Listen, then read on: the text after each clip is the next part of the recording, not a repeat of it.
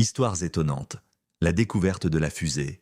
Depuis toujours, l'humanité est prisonnière de la gravité. Nous sommes nés sur cette planète, et pendant des millénaires, il semblait que nous y mourions tous, le regard tourné vers un ciel inaccessible. L'idée de s'envoler, de toucher les étoiles, relevait du mythe. Pourtant, la clé pour briser nos chaînes a été forgée il y a près de 1000 ans dans le bruit et la fureur. L'ancêtre de toutes les fusées est la flèche de feu chinoise du XIIIe siècle. Un simple tube de poudre à canon attaché à un bâton.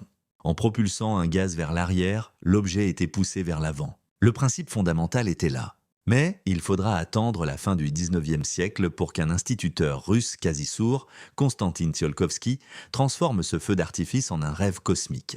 Dans ses cahiers, il a tout imaginé, les fusées à plusieurs étages, les carburants liquides, les stations orbitales. Il a écrit la grammaire du voyage spatial avant même que la première phrase ne soit prononcée. Cette première phrase a été articulée par un Américain obstiné, Robert Goddard. Le 16 mars 1926, dans un champ glacial du Massachusetts, il a lancé la première fusée à carburant liquide. L'engin n'a volé que 2,5 secondes, mais dans ce court instant, il a prouvé que la vision de Tsiolkovsky n'était pas un simple rêve. Le chemin vers l'espace était ouvert. Cette porte a été enfoncée par l'Allemagne nazie. Sous la direction de Werner von Braun, la fusée est passée du laboratoire au champ de bataille.